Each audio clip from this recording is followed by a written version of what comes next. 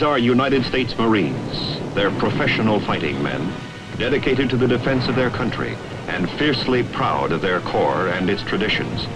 The Marine holds a unique position and reputation in the profession of arms. One of their own, Colonel John W. Thomason, Jr., wrote of them, "You could find every sort of man from every sort of calling." There were large-boned fellows from Pacific Coast lumber camps and tall, lean Southerners who swore amazingly in gentle, drawling voices. Husky farmers from the Corn Belt and youngsters who had sprung to arms from the necktie counter. Diverse people who ran curiously to type, with drilled shoulders and a bone-deep sunburn and a tolerant scorn of nearly everything on earth. The old breed of American regular regarding the service as home and war as an occupation.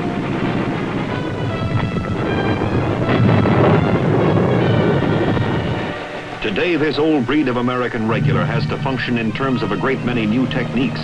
In addition to his skill at amphibious assault, he is now mastering the method of attack known as vertical envelopment. The helicopter gives him the ability to move swiftly ashore regardless of beach conditions and to come in where his enemy is not, to open the attack on terms and at the place of his own choosing. The Marine of today must be ready for any kind of fight, from a brush fire war to full-scale nuclear combat. How a Marine Corps enlistee comes to be one of these professionals, ready and able to take his place in America's defensive armory. How he comes to be a Marine. This is the story we want to tell today.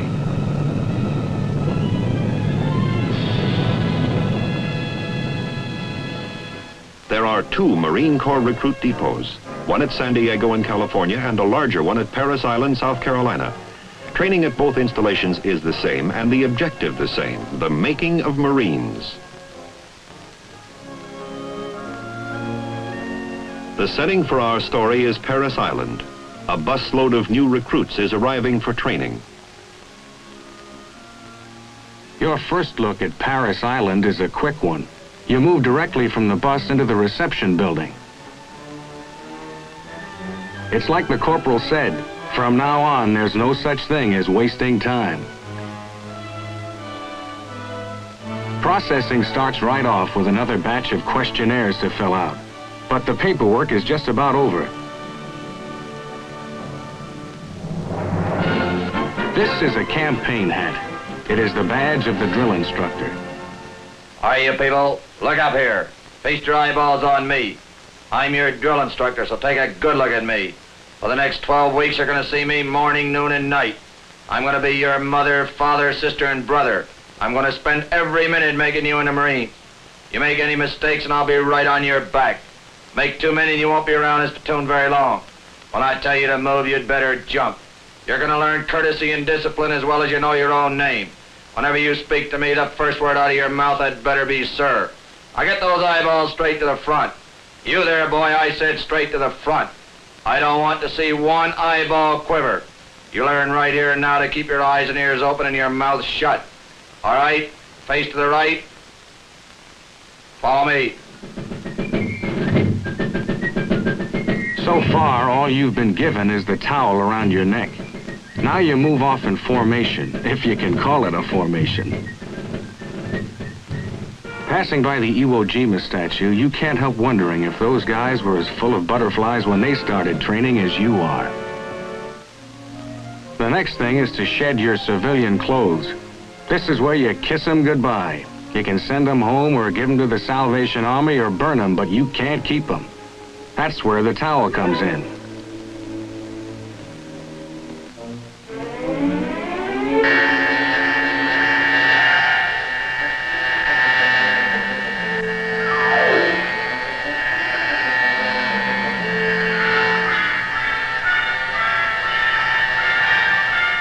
All Marine recruits will be uniform in appearance, trim and clean.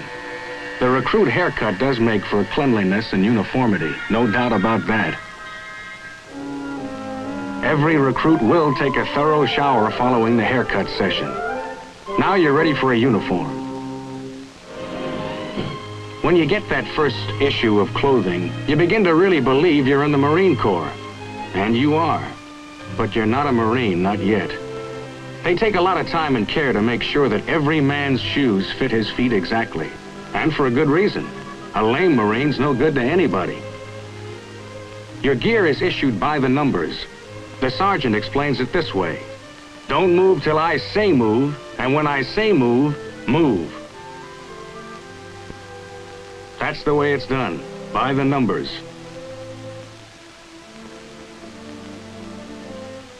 By the time you get settled down, get your barracks cleaned up 2 or 3 times, it's time for lights out. When a DI comes into the room, you will be on your feet. You can take your time stowing your gear, as long as it's not over 5 seconds. In the morning, training will start in earnest. But right now, you learn another Marine Corps tradition, evening prayer. It's silent, each man to his own. Once again, and from now on in everything, as you find out, a recruit does things by the numbers. Stand by to hit your racks. Out of your shoes. On your racks. Move. Move!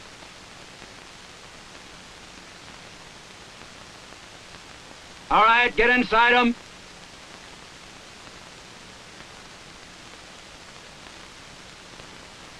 You people will be quiet. You people will go to sleep.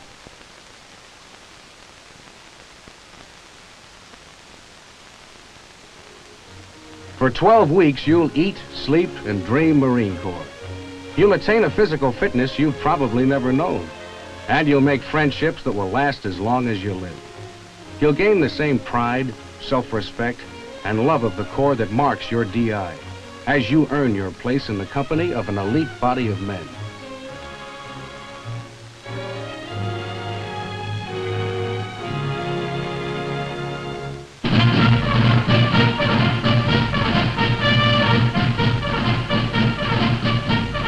Right now, however, all that's ahead of you.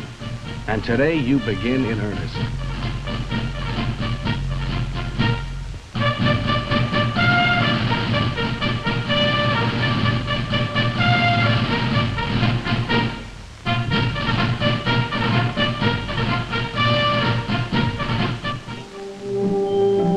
The Corps takes first things first. As you've been told once or twice, you're all fat, sloppy civilians. The physical training sessions are calculated to correct that situation and to teach you to work together.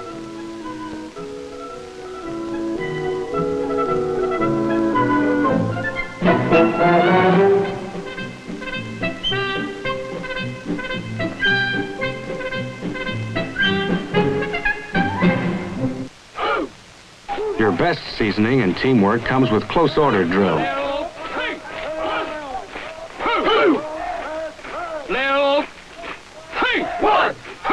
You start from scratch and there's a lot to remember. If you don't remember, your DI will take time to remind you. Boy, you are outstanding. You know that? Yes, sir. I can't hear you. Yes, sir. The confidence course is rightly named. As with the rest of the recruit training, it starts with easier obstacles and works gradually up through the tougher ones.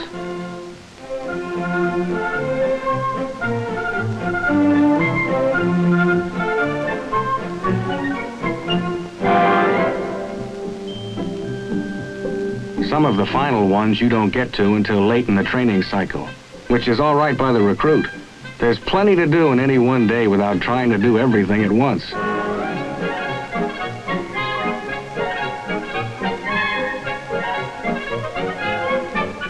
Calisthenics under arms is part of the training, which brings you to feel that your rifle is as much a part of you as your hands and your feet. The relationship between a Marine and his rifle is a special thing, and the recruit finds it out early. Now, as time passes and the DIs stay on your back, something begins to happen. One day you can feel that you and the others are working together smoothly, knowing what to do, doing it with precision. This is the moment, or at least one of the moments, when pride takes root and starts to grow. It's simple enough, really. There's a basic satisfaction in doing a thing well.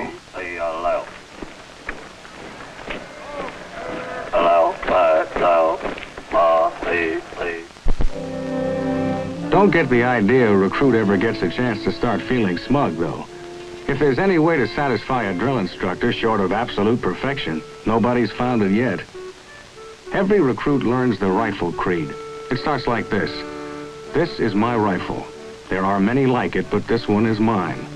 My rifle is my best friend. It is my life. I must master it as I must master my life. My rifle without me is useless. Without my rifle, I am useless.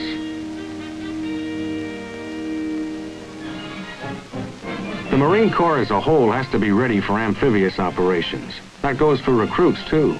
You'd be surprised how many guys don't know how to swim when they start training. But they learn before they're through. By the numbers. On Sunday, a recruit can go to the church of his choice, and he's encouraged to do it. It's a simple fact that a basic part of America's strength lies in its faith in God. And who's got so much strength he couldn't use a little more?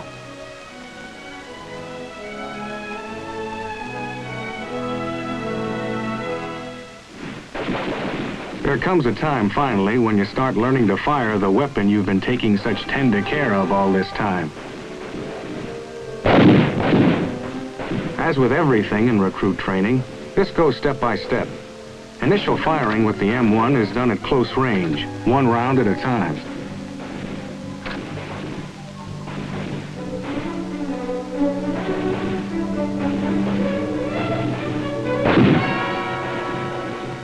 This is serious business, and every man has in mind to become an expert. There's another part of the rifle creed which says, my rifle and myself know that what counts in war is not the rounds we fire, the noise of our burst, nor the smoke that we make.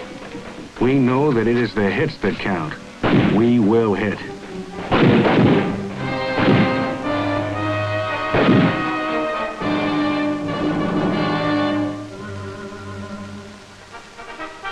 Meantime, and always, the physical conditioning goes on. The fat comes off and working muscle takes its place. The instructors do what you do, and a lot more, since they do it with several groups a day. Recruit training isn't easy, but along the way you learn something very important. You learn that you can go until you can't go anymore, and then go some more. Don't get the idea recruit training is all muscle work, though. You spend plenty of time in the classroom, too, busting your skull over subjects like Marine Corps history, map reading, nuclear, biological, chemical warfare, personal hygiene, American democracy, the mechanics of weapons. One high point in the training comes when the recruits take part in a field meet. The various events are familiar, some of them. Others have a more uniquely military flavor, as you'll see. All of them are gone into with plenty of yelling and laughing and enthusiasm.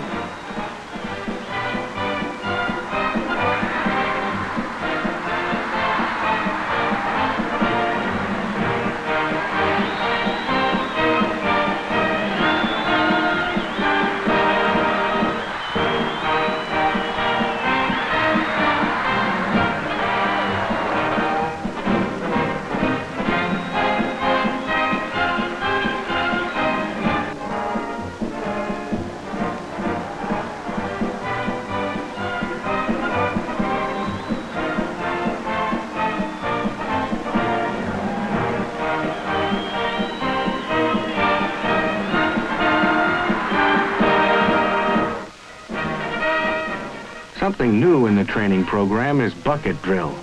Remember how you used to play with sand in a bucket when you were little? Forget it. Here you start off with a little sand and it feels like a ton. But before long you can handle it okay. Whenever this happens, they add more sand.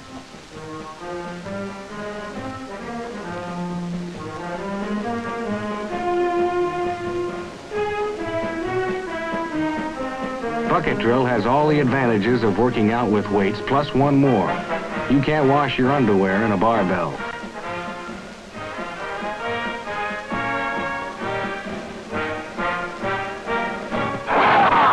To a Marine, the bayonet is part of the rifle. He learns to use it and use it aggressively. One of the tools you have to work with is a rifle-length bar, padded at both ends. It's called a pugil stick. In the first sessions, you work against a dummy. but you keep in mind what you've been taught.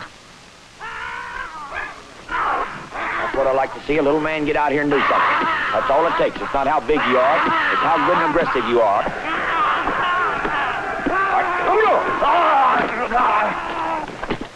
You lose control of that weapon, son, you're long gone. Next, you put on gloves and a football helmet and pair off. Just drop down the pitchfork blow, and then you'll have your head knocked off. Boy, all you're doing is you had your head down swinging. Swing that God-blessed blade. You realize you want to cut somebody's head right off his shoulders. All right, come on.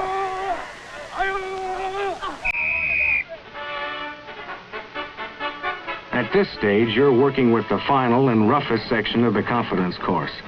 And every time you successfully do something you never thought you could do, just that much more confidence and assurance is the result.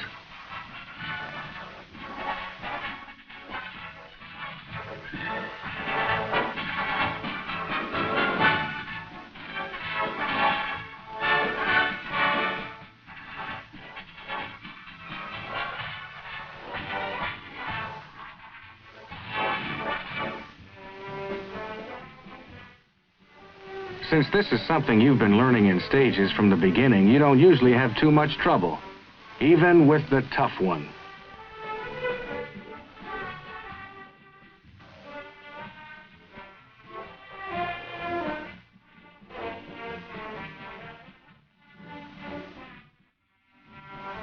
The man who completes his training over the Parris Island confidence course may someday run into a physical obstacle for which he's not prepared, but it's not likely. If he's called on to climb, scale, swing, crawl, or slide, it won't be anything new.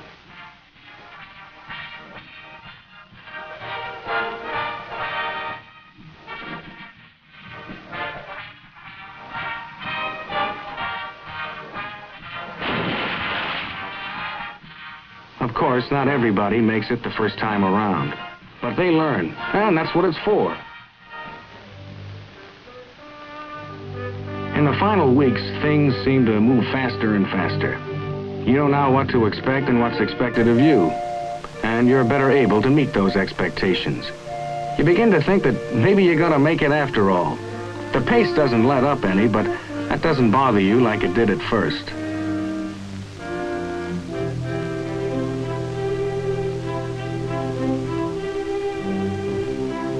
The fact is, you're catching on. You're beginning to feel at home in the uniform of a United States Marine.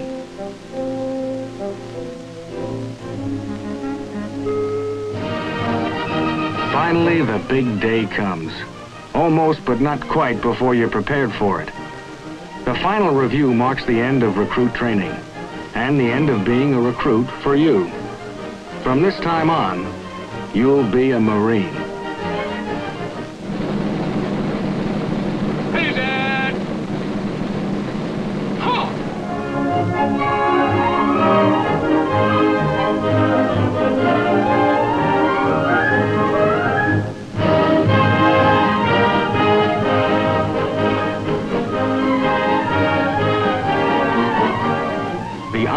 From the various recruit platoons receive a personal letter from the general and will take their place in the reviewing area while the rest of the men pass in review.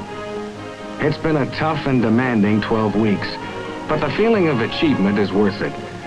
And you know that whatever happens and wherever you go from here on in, you'll never forget your days as a recruit.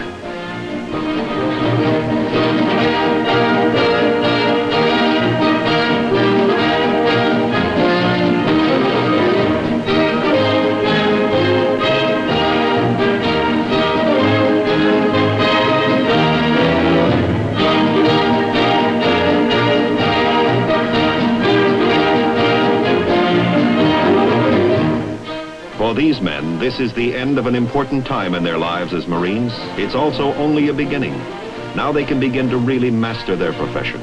Advanced training is ahead, in which each one of them will learn to use virtually every weapon of modern infantry combat. After that, assignment in the Fleet Marine Force. They've weathered a rugged 12-week transition from boy to man, and they'll never be the same again. They are, as they'll be glad to tell you, United States Marines.